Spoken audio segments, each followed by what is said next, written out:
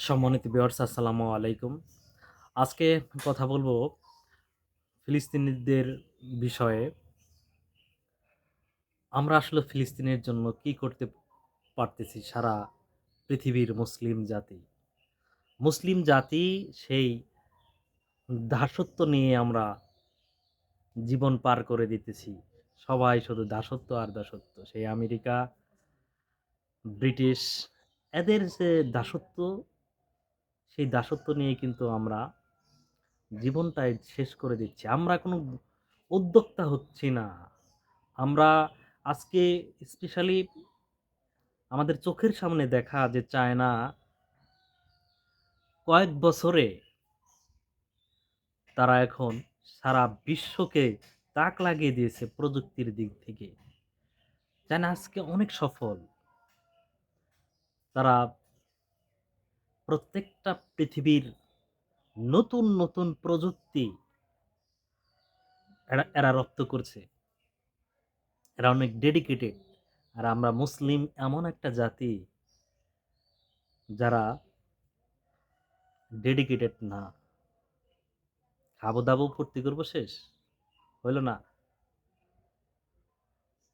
অনেক উদ্যোক্তা, dedicated minded মানে স্পেশালি আমাদের শাসক থেকে শুরু করে আমাদের যারা লিডিং কর্মকর্তা থেকে শুরু করে সবার মাইন্ড যদি এরকম যে কারিগরি শিক্ষার যে আমাদের আছে এই শিক্ষাগুলাকে যদি একটু গুরুত্ব বেশি দেওয়া হতো তাহলে আজকে আমরা নিজেরাই কি মোবাইল বানাতে পারতাম।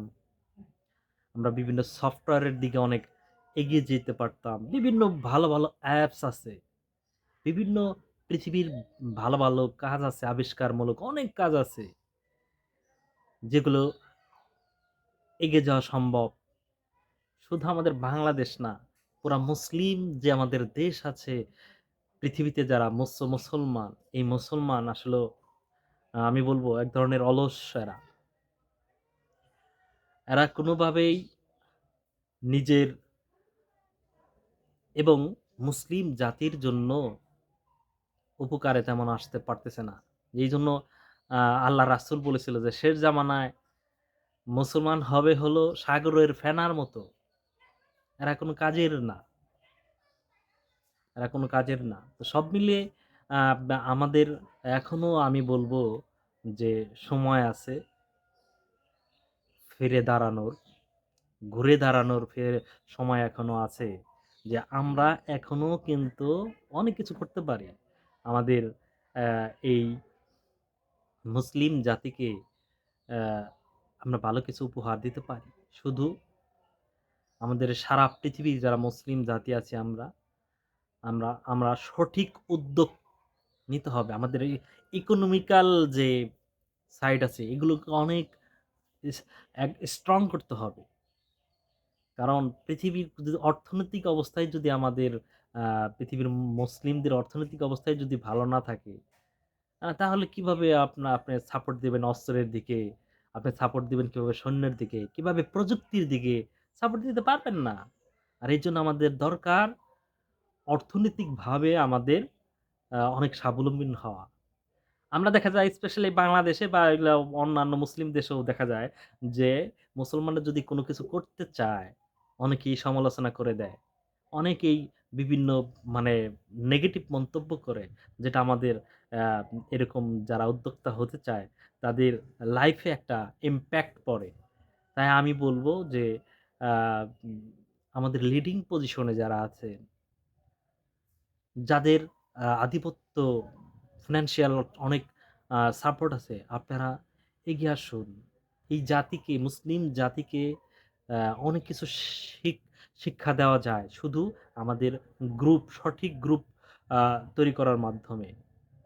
কিভাবে কম্পিউটার বেস অনেক স্ট্রং হওয়া যায়, কিভাবে আ উম সফটওয়্যার অনেক অ্যাডভান্স হওয়া যায়, কিভাবে মোবাইল আবিষ্কার করা যায়, কিভাবে প্লেন ইত্যাদি যত প্রকার প্রযুক্তি আধুনিক যেগুলো আমাদের কাজে আসে, এই ধরনের নলেজ গেদার করতে হবে। এগুলো প্র্যাকটিক্যালি চেষ্টা করতে হবে।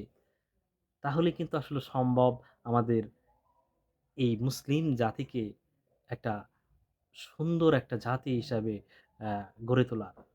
আজকে দেখা যায় যে ১,০০,০০০ যদি সারা পৃথিবীর যদি এরকম ভালো উদ্যোক্তা থাকে, মুসলমানদের নিরীহ যারা আছে, যারা নির্যাতিত মুসলমান আছে, এই মুসলমানদের আ সাহায্য করা কোনো ঘটনাই না। যদি ১,০০,০০০ প্রতিষ্ঠিত মুসলমান যদি একটা ফাউন্ডেশন করে টাকা আ ওই সমস্ত নিরীহ মানুষকে দেওয়া হয়, ওই সমস্ত নিরীহ জাতিকেও উচ্চ জাতিতে পরিণত করা সম্ভব। কিন্তু আমাদের সঠিক লিডিং নাই সারা পৃথিবীতে। আমাদের সঠিক কোনো গাইডলাইন নেই। যার কারণে আমরা পিছিয়ে আছি। এজন্য আমাদের যারা উচ্চবিত্ত আছেন, যারা অনেক ট্যালেন্টেড, আপনারা নিজেরা উদ্যোক্তা হন। এরকম নিরীহ মুসলমানদেরকে জাগিয়ে তুলুন। এদেরকে ডেভেলপ করুন। এটাই গোল্ডেন সময়। তা না হলে অনেক মুসলিম জাতি হারিয়ে যাবে এ পৃথিবী থেকে। সবাইকে ধন্যবাদ জানিয়ে আমার বক্তব্য এখানেই শেষ দিছি। সবাই ভালো থাকবেন। আল্লাহ